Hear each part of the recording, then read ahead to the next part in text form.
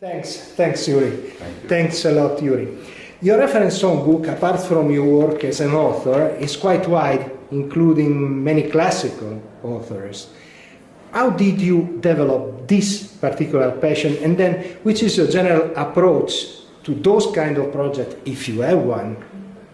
I mean, I think it comes from having known a lot of that music from when I was a young student and music student, and in a way thinking about it as I was trying to develop as an improviser. So by the time I was thinking of ways to use that music as a way to get improvisers to play together in a different way, I was already trying to develop different ways of doing that, using forms like theme and variation, or taking the harmony of certain parts of these classical pieces and using that as a basis to improvise, doing things like that.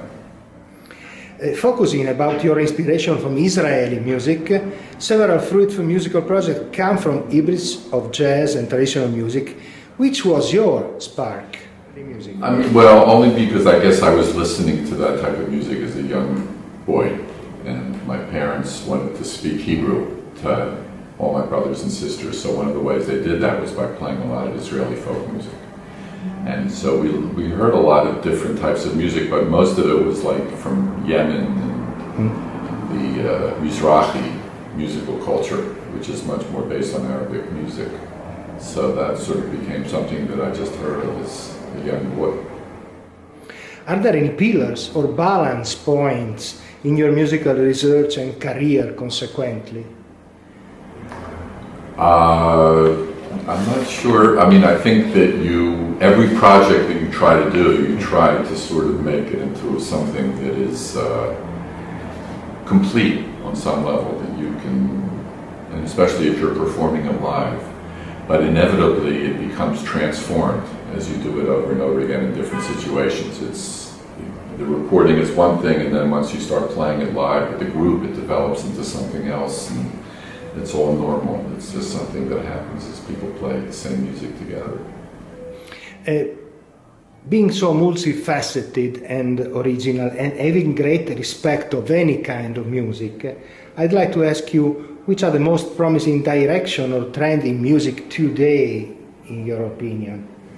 I mean, I think it's expressed through all the young musicians that are doing new things through electronic music or sort of performance-based chamber music, and composers that are writing in that direction, and many improvisers are using many traditions from the past, and also, you know, trying to explore a new way to combine these different things. So I think it's a very rich period with a lot of music now.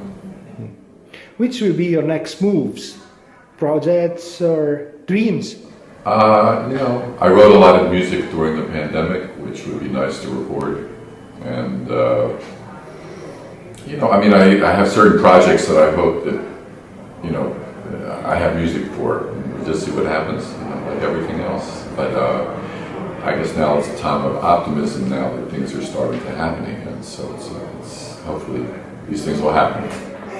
With a name like yours, Uri Caine, Uri Caine, which kind of kid you was?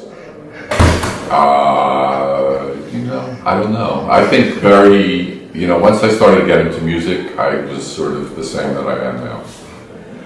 Because I saw that already there was a group of people, young guys, that were trying to play music. And that was a good thing for me growing up. Otherwise, I would have gone into a lot of crazy ways. So I've always been part of that brotherhood and sisterhood of musicians, you know, even as a young person, looking up to great musicians that were older than me. I just thought to myself, I belong in this world more. So.